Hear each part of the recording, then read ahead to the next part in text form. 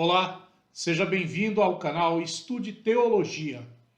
Se você ainda não é inscrito, se inscreva, deixe o seu like e também o seu comentário ao final deste vídeo. E o assunto deste vídeo é Sagrada Tradição.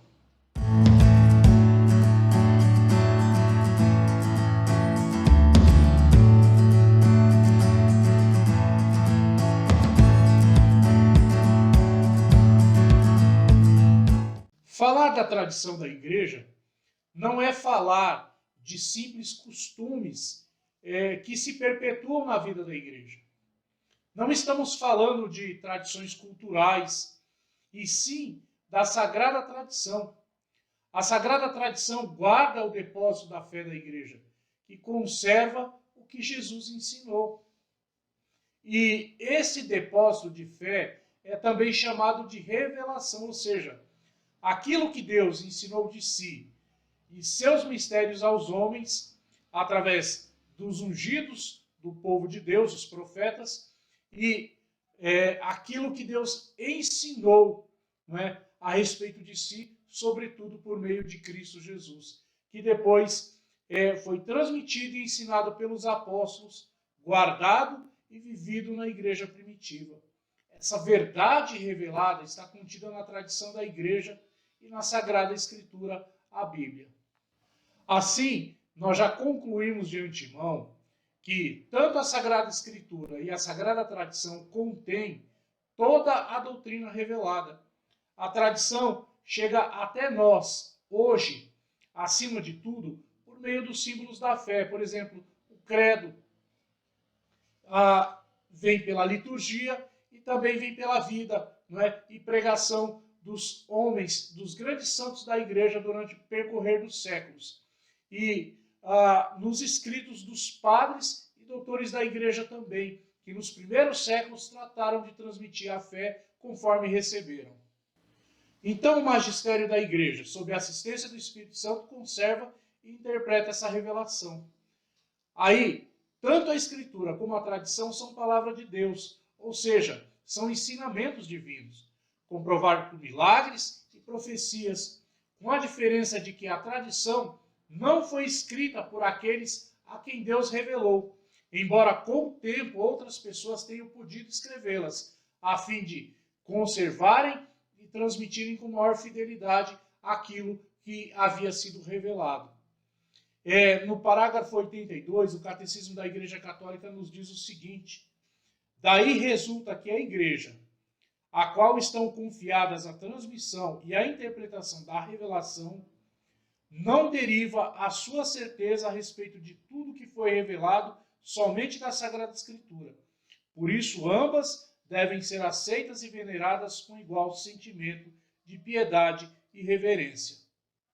Portanto, é muito importante entendermos que a palavra de Deus não é a Bíblia, mas a Bíblia é a palavra de Deus, porque ela é infalível e é inspirada. Talvez nós nos assustemos ao ouvir isso, mas essa é uma premissa fundamental para entender a fé da igreja. A palavra de Deus, entendamos, é o Verbo eterno do Pai, que se encarnou no ventre da Virgem Maria. Portanto, a palavra eterna é pessoa divina. E por mais sagrado e inspirado que seja um livro, este livro não pode conter toda a palavra. Por isso mesmo que no final do seu evangelho, São João afirma: Jesus fez muitas outras coisas. Se fossem escritos uma por uma, penso que nem o mundo inteiro poderia conter os livros que se deveriam escrever a respeito de tais feitos. Isso nós vemos no Evangelho de João, no capítulo 21, versículo 25. Então, muitas coisas que Jesus ensinou não foram escritas, mas foram ensinadas e foram vividas. E essas coisas constituem a tradição da igreja. Por isso, o Catecismo da Igreja Católica afirma no parágrafo 108 que a fé cristã não é uma religião do livro. O cristianismo é a religião da palavra de Deus, não de um verbo escrito e mudo, mas do Verbo encarnado e vivo. Para que as Escrituras não permaneçam a letra morta, é preciso que Cristo, palavra eterna de Deus vivo, pelo Espírito Santo, nos abra a compreensão das Escrituras Sagradas. E é importante e fundamental nós também entendermos que a própria Bíblia, a Sagrada Escritura, ela tem o seu berço na Sagrada Tradição. A tradição inicial, ou seja, a pregação dos apóstolos, é anterior à Bíblia. E durante muitos anos foi a única regra de fé. Afinal, nós podemos perceber que Jesus nos mandou ir e pregar o Evangelho a toda criatura. E não nos deu uma ordem para escrever um livro. É bom lembrar que na época dos discípulos não existia todo esse aparato que nós temos nos dias de hoje. Gráfica, caneta, computador, impressora. Não é? A pregação dos apóstolos começou logo após a morte de Cristo e ela é que dá origem a tudo que nós temos de escrito e a tudo que a igreja transmite através da Sagrada Tradição. Então, diversamente, os livros da Sagrada Escritura só começaram a ser escritos a partir do ano 50. E, sobretudo, eles não eram conhecidos pela igreja de forma universal. Eles se tornaram conhecidos no decorrer dos séculos. No início, eles só eram conhecidos pelas igrejas particulares a que se destinavam. E a própria Bíblia dá um notável testemunho em favor da tradição. Nós podemos ler em 2 Tessalonicenses 2,14, que Paulo escreve o seguinte: conservai-vos firmes na fé e guardai as tradições que aprendestes, quer pela nossa pregação, quer por nossa carta. Ou ainda em 2 Timóteo capítulo 2, versículo 2, quando o apóstolo Paulo diz: o que ouvistes da minha boca e de muitas testemunhas, confia a outros homens fiéis, capazes de instruir a outro. Então, se nós entendermos que a Sagrada Escritura é a única fonte da nossa fé, como fazem os nossos irmãos protestantes, nós somos forçados a achar que nos primeiros anos e nos primeiros séculos não havia na igreja fonte alguma de fé, o que é impensável, porque equivaleria a dizer então que não havia fé na igreja. Porém, é admissível aceitar uma fonte de fé distinta da Escritura, a saber, a Sagrada Tradição ou o ensino dos apóstolos e dos seus sucessores. Por isso nós sabemos que a Bíblia nasceu da igreja e não a igreja nasceu da Bíblia. Não se pode saber com certeza que livros contêm na realidade a doutrina de Cristo, nem qual o seu verdadeiro sentido, a não ser pelo ensino da igreja. Portanto, se não se acredita na assistência de Deus, de infalibilidade à igreja, tampouco se pode acreditar no valor infalível da Bíblia como palavra de Deus. E isso é algo muito importante nós compreendermos. Não se pode celebrar o fruto negando a existência e o valor da árvore que gerou esse fruto. Por isso, Santo Agostinho diz: eu não creria no Evangelho se a isso não me levasse a autoridade da Igreja Católica. A Igreja, então, é essa mãe que nos alimenta da graça de Cristo, que nos ensina a fé. Por isso, no século III, São Cipriano de Cartago diz: nascemos todos do seu ventre, somos nutridos com seu leite e animados pelo seu espírito. Essa transmissão viva, realizada no Espírito Santo, é chamada de tradição, enquanto distinta da Sagrada Escritura, embora ambas estejam intimamente ligadas.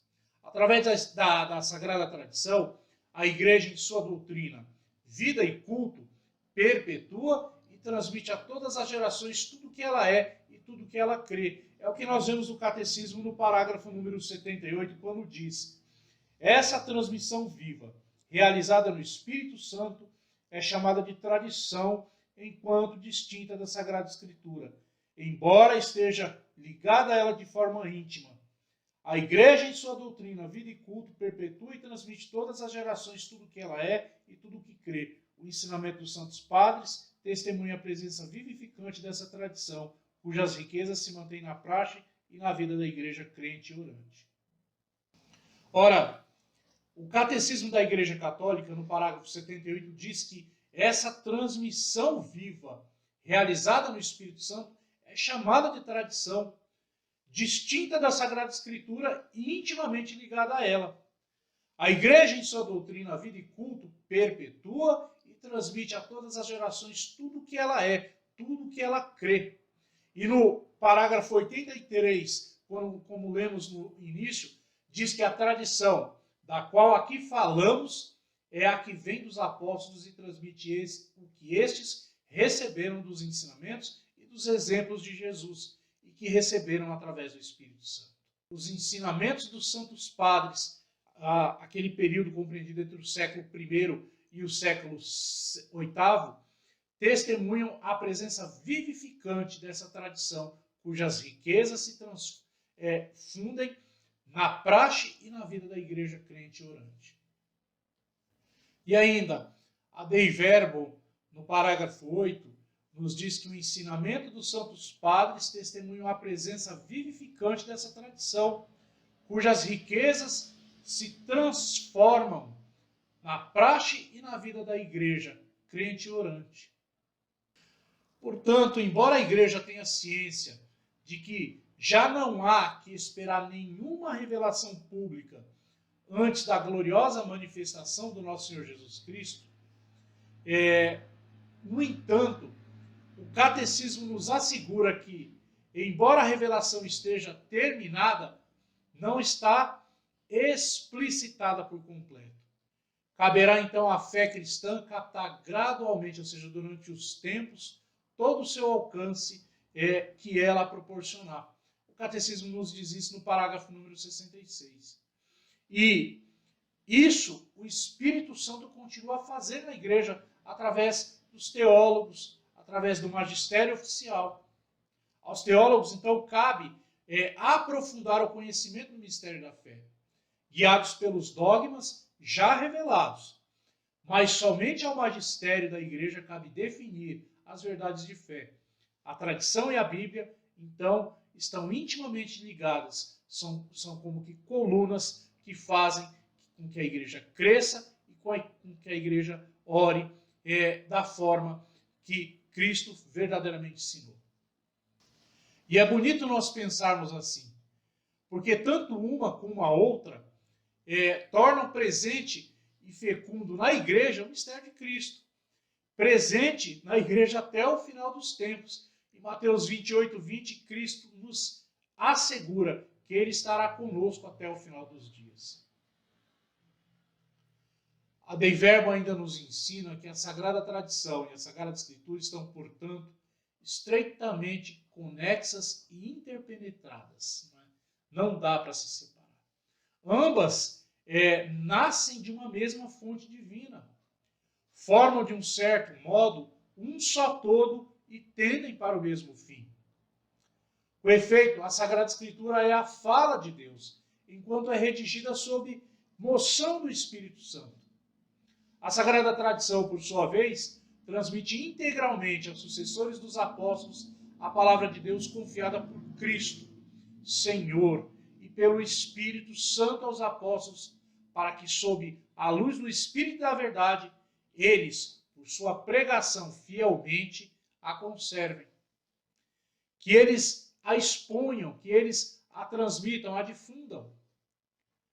Então, nós temos um resultado que não é através da Escritura apenas que a igreja consegue ser aceita, não é, a respeito de tudo o que foi revelado. É necessário que Escritura e tradição, então, interpenetradas, sejam aceitas e veneradas com igual sentimento de piedade e reverência. É isso também que nos afirma a Dei Verbum no parágrafo número 9. Muitas, meus queridos, são as passagens do Novo Testamento que revelam a importância da tradição oral. São Paulo, como eu disse anteriormente, diz a Timóteo: que ouviste de mim na presença de muitas testemunhas, confia a homens fiéis que sejam capazes de ensinar ainda a outros. Perceba, ouvistes de mim, é a transmissão oral do depósito da fé. Então nós compreendemos que na própria Sagrada Escritura está atestada a existência da transmissão oral, de geração em geração. E esse depósito oral chegou até nós pela palavra oficial da igreja e não pode ser desprezada. Jesus deixa claro aos seus discípulos na noite da despedida que ele não lhes tinha ensinado tudo, mas que o Espírito Santo faria ao longo do tempo. É o que diz João no capítulo 16, versículo 12. Muitas coisas tenho a dizer-vos, mas não as podeis suportar agora. Quando vier o Paráclito, o Espírito da verdade, ensinar-vos-á toda a verdade. Então, todo esse ensinamento que o Espírito Santo foi acrescentando à igreja durante o passar dos séculos, que foi formando a sua sagrada tradição. Era tão marcante na vida dos apóstolos a inspiração do Espírito Santo, né, que após o Concílio de Jerusalém, os apóstolos escreveram à igreja de Antioquia dizendo: com efeito, pareceu-nos bem a nós e ao Espírito deliberar dessa forma. Nós lemos isso em Atos capítulo 15, versículo 8. Parte da revelação foi oral, está na tradição, que por isso é sagrada e indispensável. Quando falamos de sagrada tradição, é neste sentimento que nós devemos tomar essa verdade, porque parte de tudo aquilo que foi revelado é oral e é sagrado tão quanto aquilo que está escrito. Então essas passagens bíblicas nos recordam que há um valor inestimável e uma transmissão da verdade por meio oral e não escrito. Como então nós podemos desprezar o valor de tudo isso? É o que nos aponta São João no capítulo 20, versículo 30, quando ele diz: Jesus fez diante dos seus discípulos muitos outros sinais que não se acham escritos nesse livro. Estes, porém, foram escritos para que credes que Jesus Cristo é o Filho de Deus e para que crendo tenhas vida em seu nome.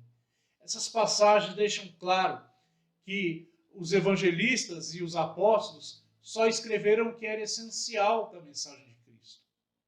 É para credes que Jesus é Cristo, Filho de Deus, e para que crendo tenha vida em seu nome. Nós vemos assim que a própria Bíblia nos encaminha para as fontes orais da palavra de Deus, isto é, a tradição oral que a fez nascer. Não podemos jamais nos esquecer de que a igreja é anterior ao Novo Testamento e que foi a igreja que formou o cânon do Antigo Testamento como nós temos ele hoje. Logo, nós podemos compreender que sem a igreja a Bíblia não existiria ou se esfacelaria. O cristianismo já existia quando foi escrito o Novo Testamento. Atos 2:4, não é? São Lucas nos diz: os fiéis eram assíduos aos ensinamentos dos apóstolos, aos ensinamentos orais. Portanto, a igreja é aquela que credencia e evidencia a Bíblia, a Sagrada Escritura. Foi a igreja que constituiu a Bíblia, como a temos, e não o contrário. Todo este ensinamento é reafirmado, então, pelo Concílio Vaticano II, quando diz na Dei Verbum o seguinte: assim a pregação apostólica, expressa de modo especial nos livros inspirados, devia conservar-se sem interrupção até a consumação dos tempos. Por isso os apóstolos transmitiram aquilo que eles próprios receberam. Exortam os fiéis a manter as tradições que aprenderam, seja oralmente, seja por carta, e a combater pela fé, uma vez que ela é transmitida aos santos da igreja. Pela tradição torna-se conhecida a igreja, o cânon completo dos livros, e as próprias Sagradas Escrituras são nelas cada vez mais profundamente compreendidas e se fazem cessar, não é? Se fazem sem cessar e atuantes, é o que diz a Dei Verbum no parágrafo número 8. Por fim, é preciso compreender que a Bíblia não define ela mesma. Ela não define o seu catálogo. Isto é, não há um livro na Bíblia que diga o que deve entrar e o que não deve entrar. Não há um livro na Bíblia que seja o índice dela mesma. Assim, este só pode ter sido feito pela tradição dos apóstolos, pela tradição oral que de geração em geração chegou até nós.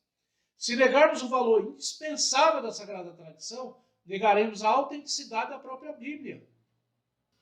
São Clemente Romano, por volta do ano 95, São Clemente foi o quarto Papa da Igreja.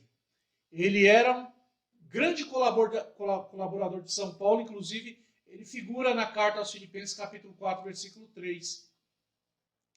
Ele, para deliberar uma rebelião dos fiéis contra aqueles que pastoreavam a igreja, já no primeiro século, expunha as bases que a própria igreja acreditava, mostrando que Jesus Cristo recebeu todo o poder do Pai e incumbiu os apóstolos de estabelecerem a hierarquia. Assim, os apóstolos cumpriram a ordem dada por Cristo Jesus e puseram-se à frente da igreja. Nós vemos com isso que é regulamentada uma sucessão por normas claras para que, com a comunidade, fossem escolhidos sempre os melhores homens, os homens mais agradáveis a Deus. E essas normas, até hoje, norteiam a vida da igreja. É a expressão da tradição dos apóstolos. Então é compreensível e verossímil que a pregação da igreja apresenta por todos os lados uma firme solidez, perseverando idêntica e beneficiando-se, como nós vimos nesta aula, com o testemunho dos profetas, apóstolos e os discípulos. Testemunho esse que engloba o começo, o meio e o fim. Isto é, engloba a totalidade da economia de Deus e de sua operação, ordenada a salvação do homem, que é o fundamento da nossa fé. Eis porque esta fé que recebemos da igreja, guardamos com cuidado, como um depósito de grande valor, encerrando dessa forma, em vaso excelente, e que, sob a ação do Espírito de Deus, se renova e faz renovar o próprio vaso que a contém. Pois, como for entregue o divino sopro ao barro modelado, hoje foi confiado à igreja o dom excelente de Deus, a fim de que todos os seus membros pudessem dele participar e por eles ser vivificados. Amém? Eu espero ter colaborado com o seu crescimento e seu aprendizado. Se você gostou dessa aula, deixe o seu comentário, dê o seu like, inscreva-se em nosso canal se ainda não for inscrito e divulgue nas suas redes sociais para que o nosso canal cresça e outros irmãos sejam alcançados com a graça da Sagrada Tradição e da riqueza católica. Amém? Deus te abençoe, nós nos encontramos em breve. Até mais.